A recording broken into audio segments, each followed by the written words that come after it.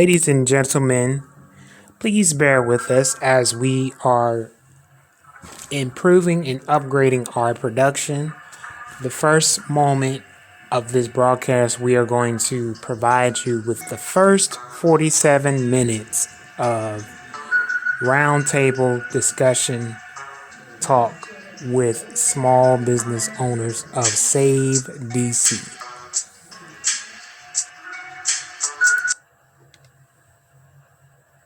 Welcome back to another series of the Am I Mother's Keeper hashtag Save DC. Tonight's forum is going to be talking to a roundtable of small business owners and folks from the community and folks outside of the community. We are so pleased. I'm going to use my notes. I'm going to announce that up front because there's a lot that I want us to cover. We are so pleased and honored to have Mr. Kerry Woods of the Maryland House Pros to host this meeting with us. Guys, Am I Mother's Keeper is very, very serious about doing something to reach our troubled youth. And as you know us to say that hashtag mental health matters. And so we're out here in the community bringing various conversations in the various forums to point out the reality that mental health is everywhere in all walks of life. And it is important that we help our youth understand that there's always something or someone that will understand or that they can turn to rather than the choices that are being made. We are frustrated, we are disappointed, and we are saddened. We had 8 shootings yesterday in the district. This has got to stop. It is unrealistic to believe that this mental health is not somehow connected to the bad choices and the reckless behaviors that are happening in our communities. We cannot keep turning our heads, turning a deaf ear, and waiting for it to touch our families or our extended families. Today, yes, today is my birthday. But today, most importantly, thank you very much. But today, most importantly, is a work day. I am blessed to be able to wake up another day to have a conversation to try to save a life. To my troubled souls out there, I need you to tune in.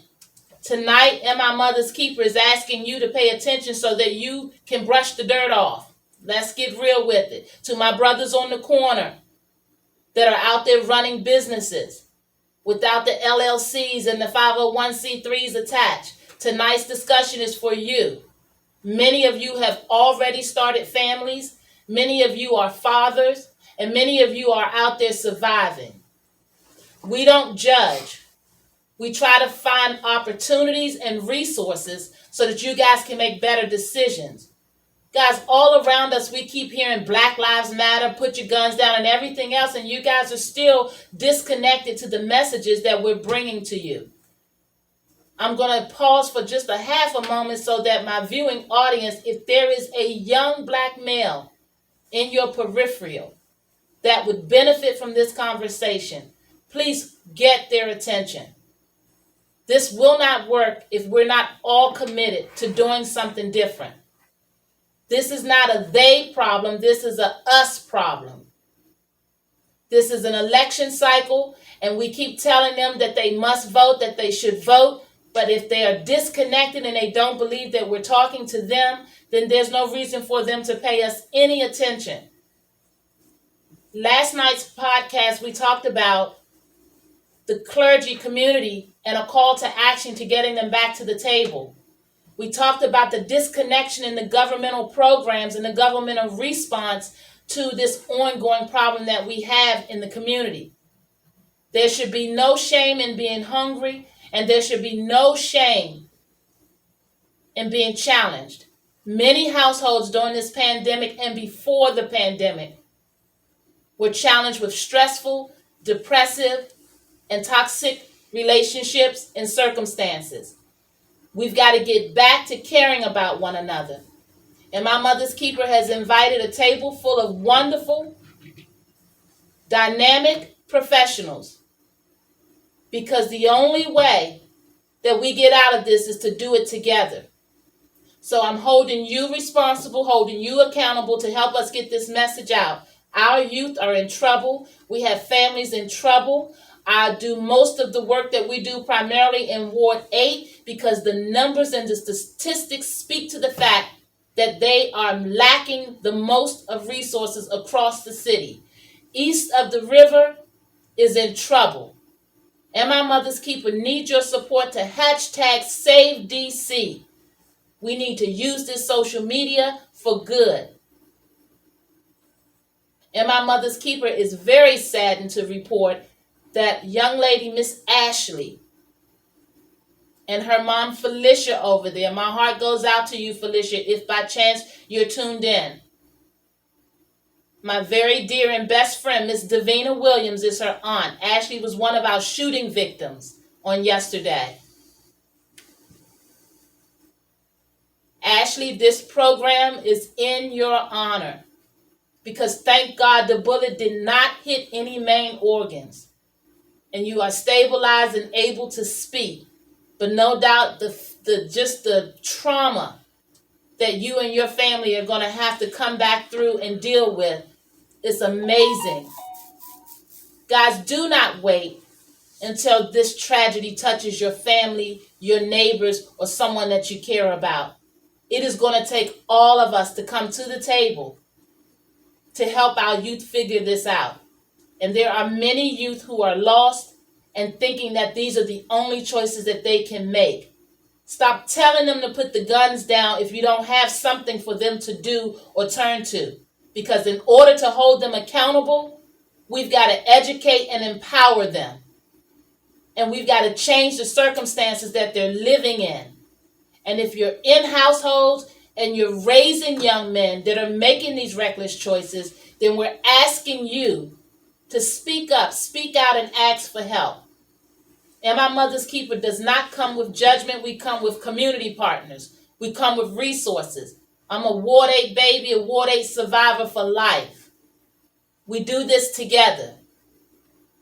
Thank you so very much. And before we get started in our conversation this evening, I want you to know who's at the table. I got a wonderful gentleman to my far left here, Mr. Cornell Wade. He's with the Royalty Institute. Mr. Wade, would you take a few minutes, maybe two, and help the wonderful viewing audience understand what it is that you do in the small business nature or the big business nature that you operate daily? Yes, ma'am. And thank you for accepting the invitation. Thank you. Cornell Wade from the Royalty Institute of Leadership and Innovation. We're based in Prince George's County, Maryland, but we serve students all across the D.C. metropolitan area. For us, it's about being the standard in leadership development for young men of color and innovative skill sets training. Our young men develop small business while they get their high school diplomas. They get trades in culinary, information technology. For us, we want to change the opportunities and the way we present opportunities to young people of color, specifically young men right now, hopefully young women soon, in order to create a better future in our communities. So I appreciate the opportunity. Thank you, Mr. Wade. Thank you. Guys, you think you know, but you have no idea. We are a powerful people, and as you've just heard a brief introduction, there is so much more to follow, because if you're a single mother out there right now, you've got to be curious about how Mr. Cornell Wade can help you with your troubled young man or your young men. We love to help. Yes, ma'am. Thank you, Mr. Wade. Hey, guys, I want you to understand, and right here at my immediate left is a beautiful queen, a beautiful sister, a soldier, if you will, Ward 8 understanding. Okay, I want you to meet Miss Christine Tolliver. And Miss Christine Tolliver is the executive director of Blessings Alopecia, and they are a mental health organization. We got resources and we got queens out here. This is not just a brother thing. This is our thing. So just as our young men are troubled, our young women need to be able to be empowered as well, because most of our men will follow our young women. But young women, you've got to be willing to follow. Be someone to be followed. Let me say that. Many of you are starting families young. You don't have your foundation in place. You're feeling some kind of way. You need real people to talk to. We got real people at the table. Ms. Tolliver, would you please help our viewing audience understand a little bit about what it is that you guys do? Hello, my name is Christine. I'm the founder and executive director of Blessings Alopecia Mental Health Foundation. We are out here to give awareness on alopecia, mental health, what to do, what not to do, and how to go about it. Educate your support system on what to do, what not to do, and how to actually support you during your time of need. I'm here to definitely help the community and help Ward 8 understand the non-visual disability that's going on, the silent killer that's going on. And it's a walking testimony. My son, he has the alopecia. We both have the mental health. So I understand it for us as colors out there with the stigma and, not going to therapy and different medications. So just educating people on different ways of going about it. Thank you so much, Ms. Howard. And we're going to be hearing more from Christine as we go on with the discussion tonight. Thank you so much for accepting the invitation. Guys, to my immediate right, you know him. You know our wonderful millennial dynamic gentleman. I'm sorry, I get tongue-tied because I get so excited. Kenneth is so full of energy, and he's out here doing a wonderful thing. His media work is phenomenal, and it's exactly what's needed right now because they tell it, he says not 100%, they keep it 1,000% real. He is Uncut Live Productions. Mr. Kenneth Clark, thank you for being a soldier and traveling with MI. Would you just tell the camera a few words? They already know who you are, but just introduction if you would. Everybody has a story, and so it's my intent to make sure that your voice is heard through media and production. Awesome. And it is MI's intent to make sure that if there's anyone out there that hears anything tonight that they themselves would like to be doing, that we create that pathway for you. So the commitment is that you don't bring the guns and bring the nonsense. You set them down and you humble. Talking to the parents as well. If you can get them on our doorstep, we're committed to getting them in directions that'll help save their lives. Hey, Mr. Kerry Woods. Good morning. Thank you so very much. Mr. Kerry Woods is full of energy. I don't have to tell you guys about Mr. K. Woo of Maryland Home Pros. He is my dear colleague of too many years for me to announce because I'll be aging him, not me. But Mr. Kerry Woods is someone that I've worked with in the real estate industry. We've sold timeshare together. Mr. Kerry Woods is helping folks learn how to invest in properties. He's on Facebook. If you don't know, now you know. Mr. Kerry Woods, would you first and foremost thank you for the honor of coming to sit to the table to talk about how small business might help lend a hand in what we're dealing with in the city. But if you can give our viewing audience just a snapshot, introduction of what it is that you do and how it is that you're at the table today. What it is that we do. We actually help homeowners who can't help themselves by rehabbing and purchasing them housing. It's actually a business that you can actually start with zero money. So, when I first heard that, that's a lie. You can't start with zero money. But you actually can. And one thing I learned about this business is you don't have to know it all. There's always somebody out there that can help you. All you needed is the desire to get started. So if you're looking for an opportunity to get involved with real estate, and real estate is made more millionaires than any other profession. And you can get into it with $0, and that's what we do here. We actually teach. So I actually teach people the real estate investing side. We actually help people get into the real estate field. We help you from all aspects. If you need the funding, we find you the funding. You need the rehab, we get you somebody to help you rehab. You want a wholesale, which I suggest you start, we teach you wholesale. But we teach you that, and we teach you how to set the systems up to keep that business in place, where you can take this business. This is a business you can take anywhere in the United States and be successful.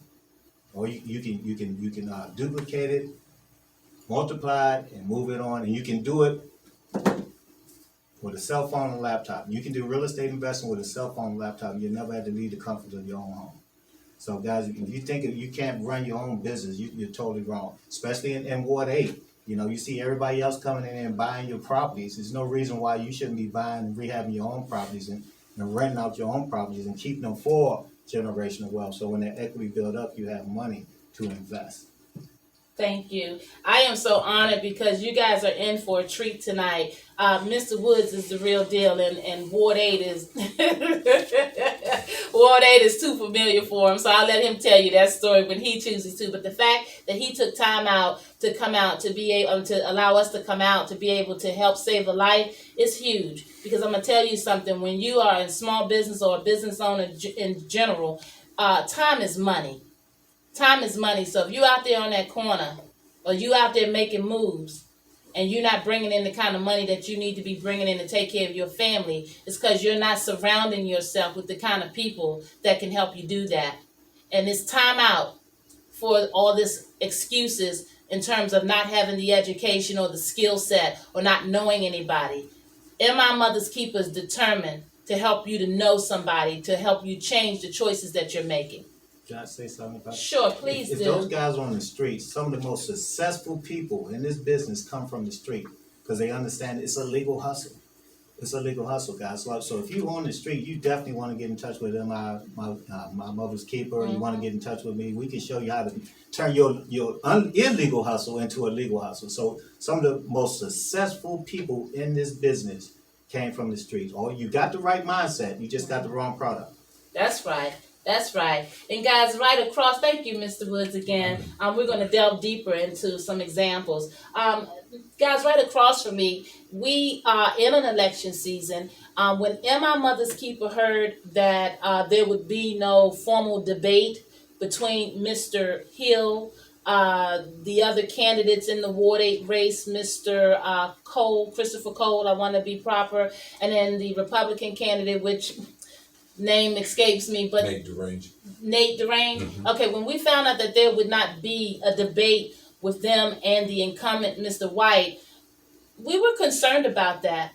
We're concerned because the reality of being able to be an informed and educated voter would mean that you would be given the traditional opportunity of being able to hear from the candidates, understand the perspectives and the backgrounds. So what we've been doing is being able to open our platform to allow you guys multiple opportunities to be able to understand what the other conversations at the table are so that you would consider voting. Because the one thing we do know is that the definition of insanity is to keep doing the same thing and expecting different results. We're not just talking about it, we're being about it. And so we've asked Mr. Hill to come back to the table today because this Mr. Hill's foundation is a small businessman. You've heard him talk many times, if you've been following his campaign, of his small business understandings, the need for living wages so that you guys can have sustainable opportunities in your housing and in your living. So Mr. Hill, thank you very much for joining us. And I'm going to give you a few moments just to help them understand why it was important for you to make time out of your campaigning to be at the table tonight. Thank you for the invitation. Number one, it was a recognizing the challenge of the next 4 years, where I saw Ward 8 going much faster in reverse than forward, and not including the people of the ward. And before I sit by and watch that happen, having the skill set I know that it's going to take to be that voice of leadership, I decided to be the change I wanted to see, and decided that I would be a better candidate for the residents of Ward 8 to take us to a better place than where we are right now. Well, I thank you for being at the table. As I hear oftentimes folks, to the audience that we're trying to reach, I hear often that there's no interest in the politics of it. But the truth of the matter is that it's important for you to get to know who the person is beyond the politics. And so that's why it was important for Mr. Hill to be at this table, simply because he's coming before you wanting to be one of the considered candidates for the voting and the success of running Ward 8. Thank you, Mr. Hill. Thank you.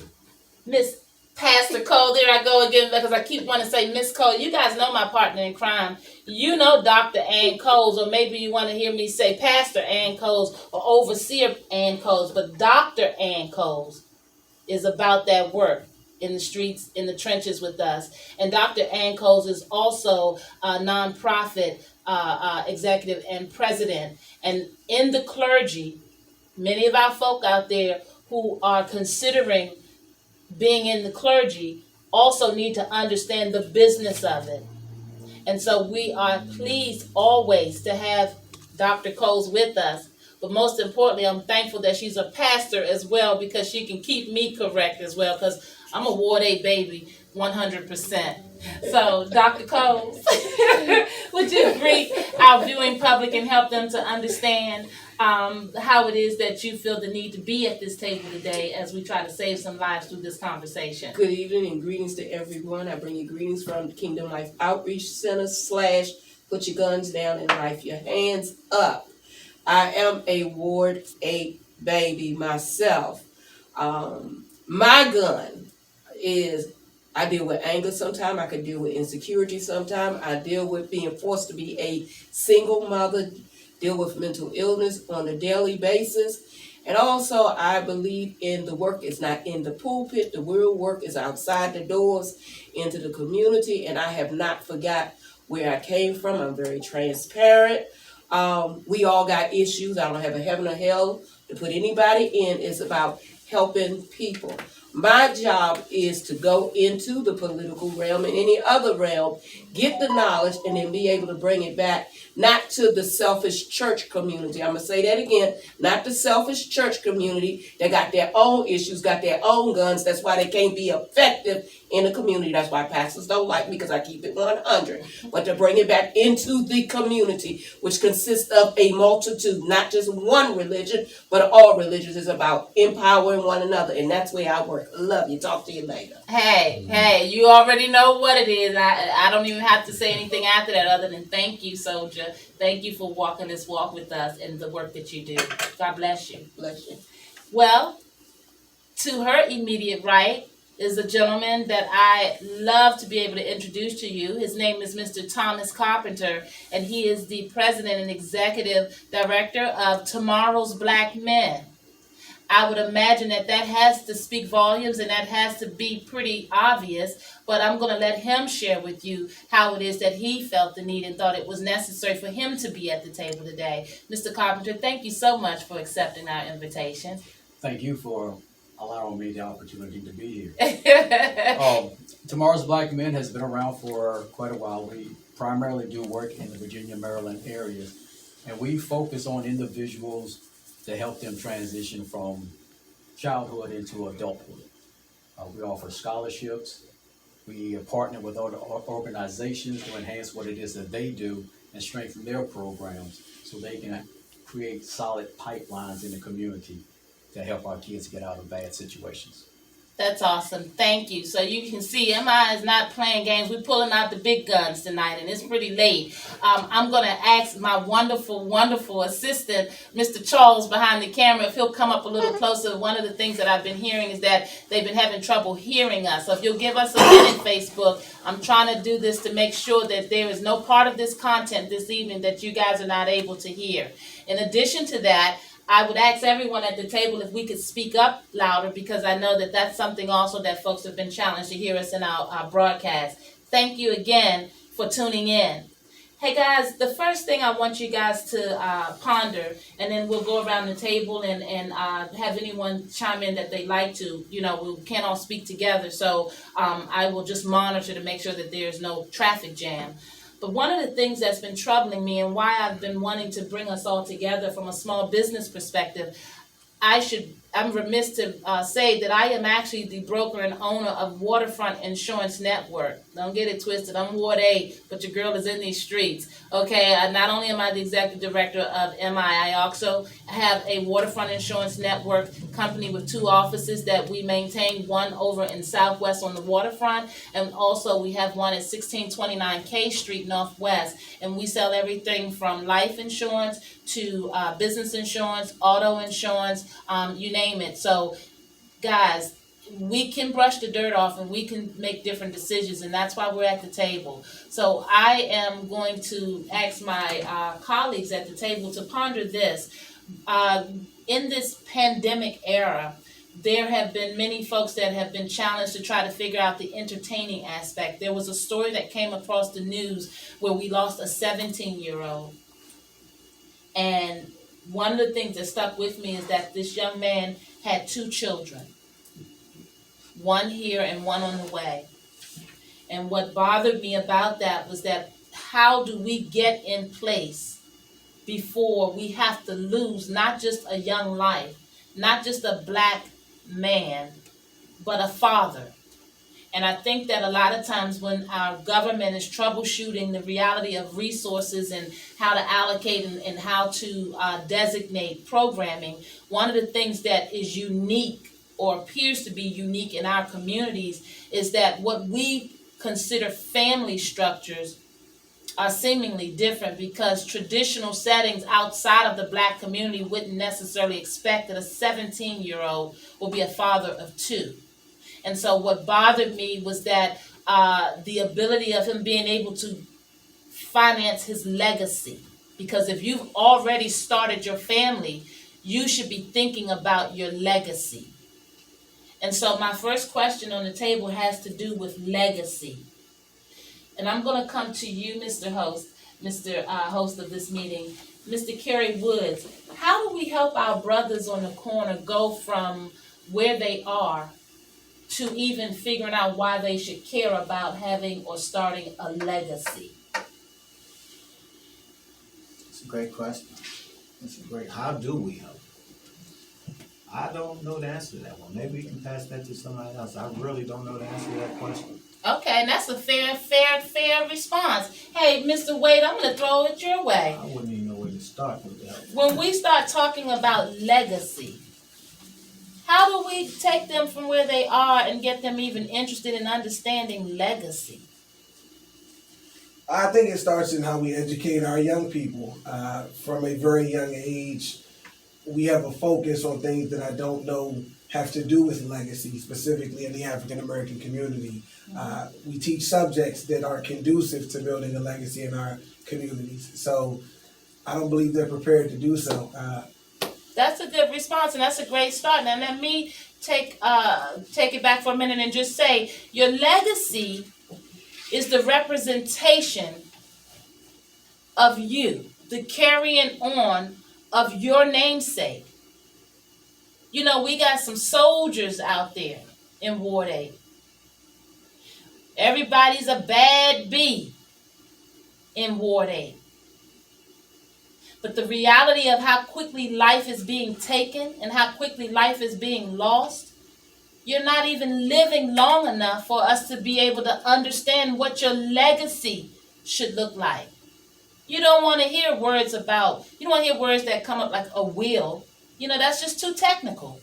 So I'm trying to bring this conversation, it's our intent to bring this conversation right where you are. Because I need you to understand in layman's term, if you are a father and you've already started life, you have a legacy and a responsibility to that legacy. And guess what? For many of our young soldiers, your legacy is the t-shirt that they're wearing with your picture because you're not even here.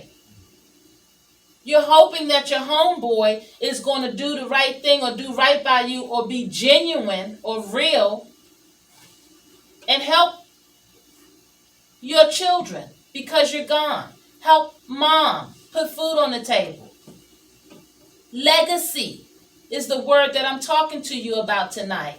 Because if you're about yours, if the work you're putting in is about taking care of yours, then you've got to live long enough to be able to help your legacy. And do you sacrifice your legacy over a beef? They telling me that when someone goes to the wrong community, there's a beef started. Someone look at somebody's girl, there's a beef started. You know how many relationships break up? You know how many husbands Miss Rhonda done had? Let's keep it 100. Relationships break up, but the children didn't ask to come here. And if you're going to be that soldier, keeping it 100, what is your legacy going to do if you're not here? What is your legacy supposed to do because you're not here? Are you ready for this? And I'm talking to my young brothers because if I got a 17-year-old with 2 children out there, that means you guys are already walking around as fathers. So this is conversation that should be reaching you. If you're going to lay down and create a life, then I want to know, is the beef strong enough that you should have to disregard the responsibility of your legacy? Mr. Carpenter, help me talk to tomorrow's black men or today's young men about legacy. How do we impart the reality of that for them and take them from where they are to where they could be or should be? That is a very heavy question. But I will say this. It starts right here. These conversations have been around for a very long time. But the one thing that we have now that we didn't have 10 to 15 years ago. We didn't have an easy access to a platform. Mm-hmm. This right here is a platform. Mm-hmm. We have got to change the environment. We have got to change the conversation. And it starts right here, putting it out there. There's been many programs that came into the schools and taught this, that spoke the same thing we're getting ready to talk about right now. Mm-hmm. But it didn't reach the kids. Mm-hmm. Because there's another message that is out there right now, that our kids, everyone, has access 24 hours a day. The older generation, we grew up in a time when the TV went off at 12 o'clock. You know, the national You're right. anthem came on at 12 o'clock. There was no more TV. Our youth is exposed to images 24 hours a day. It's out of balance. That's so true. Mr. Hill, thank you, Mr. Carpenter. That's dead on. Mr. Hill, will you pick it up when you hear us talking about legacy and the relation of our young brothers on the corner and the lives being lost? Where does that take you in conversation? It reminds me of my upbringing, and that was I was very fortunate to have grandparents, uncles, and men in the neighborhood who would always kind of shelter young men with knowledge of our responsibilities. And so as we got older, there were things that we assumed as that young man that we would have to do in order before we became older. A lot of that is missing right now because of the broken home structure. Mm-hmm. But when you look at where that comes from, the system is designed to keep us from growing together. Thank you. A system that is pulling away at the survival rate of our race, Mm-hmm. our young men, and now it's pulling into our young women. Absolutely. I've just heard the other day that there's in 2020 there were more women that were in prison than men, and that is disturbing when you look at how this system that was created to keep us apart Mm-hmm. is really getting deeper into preventing our future. So I think that one of the first things we have to do, and the positions that we have to take, is we've got to put a stake in the ground. We've got to draw a line in the sand, and really not be afraid to take on that challenge. Oftentimes now, many of our seniors have lost the respect of the young, Mm-hmm. and that is another part of that broken system Mm-hmm. that we see continuing to happen. But we've got to take the stand and regain the respect from the young regain respect from the older, and be a community again. Yeah. Be reminded of our past. When we came from Africa, we came with the skills of how to protect and take care of everyone in the village. Mm-hmm. Right now, that's been divided. You're so right. That's so right. Thank you for that. Hey, Mr. Kenneth, I want to get a millennial perspective in here. What and why should the word legacy mean anything for our millennial population? And you being a millennial at the table, help us understand when you hear the word legacy, and most importantly to our young men out there on the corner in these neighborhoods, in these reckless circumstances. Legacy to your population. Relevant? Well, it's something that's kind of unheard of because of the fact that it's not being taught and it's not being demonstrated. So legacy, when I hear the term legacy, I think of purpose, I think of identity, I think of, value. And the real deal is that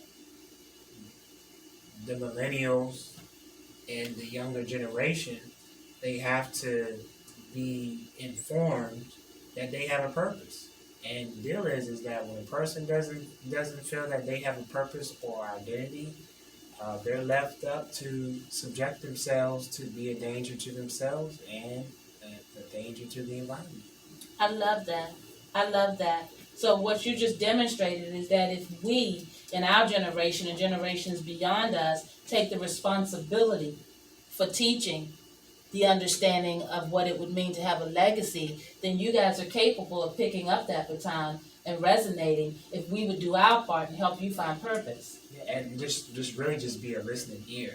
Because I think sometimes that the older generation kind of forgets that they did things that was unbecoming too. Mm-hmm. And if they really just talk about it, I mean, you have like Superfly, right? Mm-hmm. Superfly is no different than the current generation if you look at it. I mean, you know, we're talking about music and stuff, but that's the same. Superfly was talking about the same thing. That's what's in the current culture today. So the thing about it is just that you got to start reaching, just come down a little bit and say, hey, you know what, I kind of understand. But you can do this. You know, you have to empower the people and give them choices. I like hearing that because he hasn't said anything that none of us don't already understand, is that it comes back. If it was out before, we generally see it again, right? Mm-hmm. And so that's a real wonderful response and representation of such. I'm going to keep the conversation moving. We won't all speak on the same thing, but we're all going to speak. And so with that said, we're talking legacy. And Mr. Woods, and then I'm going to come to Ms. Tolver. My next question in relation to legacy and understanding the purpose of why we should care and want to live beyond tomorrow and rethink these beefs that are taking us away from our families and our children. We are angry out in these communities. We're beefing, we're pulling guns. We are not responsible for our displaced frustrations. We are not respecting our elders, our grandparents. We're not thinking about legacy.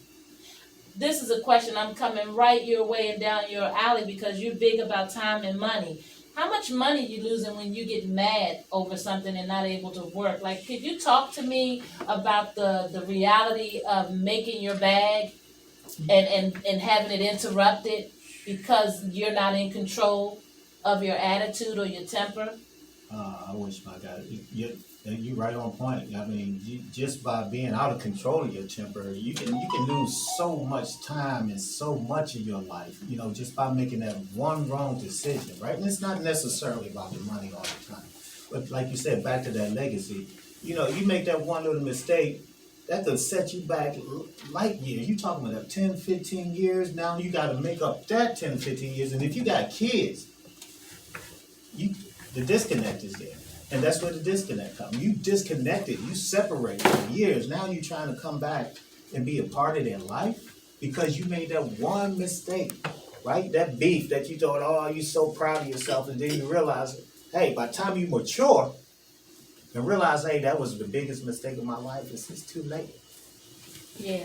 It's too late. And is it realistic that you're making thousands doing real estate? I mean, I don't know. You're making hundreds. It's realistic. Are you I can tell, man, you can, in this business, it's right here in this area, because, you know, what we fortunate about the area we in, the federal government is centrally located here, you know, what, 25 cents out of every dollar spent stays right in this area.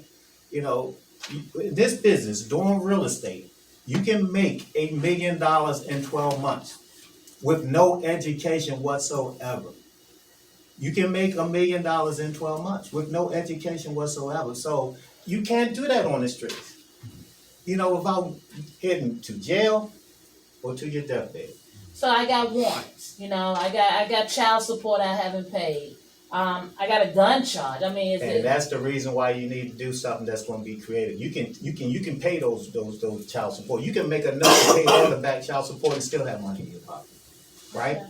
Okay. You can pay an attorney to help you go fight those charges that you have, and you got the mindset now that you don't want to put yourself back in that situation, because now you understand that you're building a legacy, something that you can carry on with your family. Now your kids can grow up and take over your business, right? Your family could never want. And like I said, it's not about the money, right? You're going to make enough money, you're going to like, now what I do with all this money? At the end of the day, it's about the freedom. Okay, I like that word, freedom. But you know, most of our brothers, 8th grade education. You know, I couldn't do that. I had to stop and do something different. I'm head of the household. Are you judging me? Are you able to help me? I'm not Can judging I them at still all. do what you're talking I about? know plenty of people walk their same shoes. I'm not judging them at all. I I'm love not judging them at all. It's open, it's welcome to anybody. I don't care what you do. Your past you can't change. I love it. But your seeds you plant today can predict your future. Seeds you plant today can predict your future. Hey, Miss Tolver, we're talking about anger and it costing you your bag. And when I think about the anger and the lack of our youth being willing to come and get some help, it's that label thing, that stigma that keeps so many from even talking about it. Could you help us understand, like you talked about what you do and having knowledge of helping and working with youth and being from Ward 8. What approach would you take to a brother who's out there or a young sister who's out there listening that is hearing this and feeling like, okay, but I know that I got this issue, and if he said I'm going to lose my money or not be able to work because I haven't dealt with how I the jump off. How do you approach that, and how can we help them understand the reality of needing to? I would piggyback off of him, like he said, just being honest, like, hey, this is what I went through, but this is how I feel you should go about it. I also feel like it's kind of you, like dealing with kids, like little kids. You gotta kind of like manipulate them or play a song or have them in a different environment so that they can learn stuff. And the same thing goes for us as an adults or the millennials or the teenagers. You just gotta figure out what it is that can grasp their attention and just use that platform to say, hey, this is what you should do, this is how you should go about it.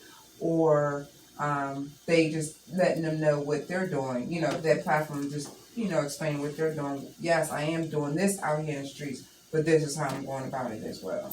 Okay, I appreciate that. And Dr. Coles, in your ministry and in your street ministry, I know you've come across this. So with my young brothers and my young sisters, and most importantly, my young sisters, ready for the jump off, those that are not so amenable to coming into the traditional sense of hearing the real, how do we help them make the transition and recognize the dangers of constantly operating in a jump off mode? What are they damaging? First of all, we have become more of a microwave society. And how do you mean microwave And society? we do not teach relationship building. Mhm. When I'm in the community, and I get angry myself, that's one of my guns, y'all. Mhm. I see organizations coming in the community, long as they have grant money, they have these little sessions, Mhm. they get the young people built up, and when the money runs out, they stop. So the community is tired of being prostituted. You heard that? The community Is is tired tired of of being being prostituted. I tell people, I don't do a lot of round tables, I don't do a lot of meetings. Because you can meet all day and everybody can come up with 50 million things you can do. I'm a person, take one or two that you know you can do and let's do it. It's time, the people, period, young, old, middle age, time out for talking. Talking is cheap. When it comes to the system has failed us all. We got to go back to the education. I'm a baby boomer. Everybody's not built for college. Mhm. Back in my day, we had VOTEC schools. Mhm. So if you weren't geared for college, Mhm. you had the VOTEC programs and by the time you reached your senior year, you were in your internship. And 90% of the time, that became a job for you. Mhm. And we want to talk about why our children, the real issue is trauma. Mm. Trauma is the real issue. And trauma sometimes starts before we become that physical being. Trauma starts at conception. And I'll prove my point. You got a young girl, even some of us old folks, we going through something. What do we reach for? Sex. Mhm. So now you laying here, you got a chick, she already tensed up. Then you got a dude, he got issues, he's already tensed up. So when that seed and that egg meet together, there's your trauma building right there in the womb. Mhm. So if we're gonna really talk about it, We're gonna really talk about we it. gotta start before the beginning of physical life and what those individuals have to deal with.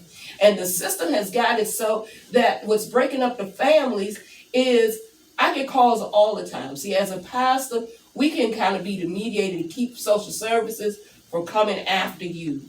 Where, let's say, the social worker, that's her job. We gotta understand that laws don't care about your emotions, don't care about your relationship. It's black and white. Whatever black and white is, that's it. So that's becoming a problem. When our kids go to school, within the first week, they tell them if the parents raise their voice at you, if somebody look at you the wrong way, you report it. As soon as you tell the teacher, then she has to report it to social service. Then social service opens up the investigation. And the house is already traumatized. So now you got a social worker knocking at your door. And sometimes, depending upon what is said, parents don't even get an opportunity. They snatching the kids away, then you putting them someplace else that can be more harmful for them. But you talk about reunification, then you take the parents to court, and all they do is give them a list of things with a lot of non-profit organizations, profit organizations that's supposed to be resources. And when the parents get home and start calling them, some of them don't work. Some of them, when they call, well, we don't have time, we got to put you on the waiting list. Or then when you go through the door, then they're giving them this long application and say, well, we'll get back to you, never get back to you. That's the real deal. So I love that you broke that down, because you know why? That is foreign or French to many folks that don't get it. But to my single mothers out there that are listening and paying attention, you know that that is the reality of what is going on. And so, Mr. Thomas Carpenter, when we talk about the reality of our sisters carrying and our brothers already being wound up from having to navigate systems that was so eloquently explained by Pastor here, Dr. Coles here, how is your program helping these young brothers, tomorrow's black brothers, deal with the issues and built up frustrations that they're carrying? We deal with a lot of kids, whether they're 13, 14, 16, 17, who bring that anger to the table. One of the things that we do is we stress to everyone that you have value. No matter what your circumstances is, you have value. You may be in a bad situation, but we're going to let you explore your value. Value. Okay. Okay, I love that. It is that listening, doing more listening to the individual and just being there and build that individual back up. But everyone does have value. You have to see that humanity in everyone. A lot of our teenagers, again, they are faced with a lot of issues that we didn't, again, grow up with.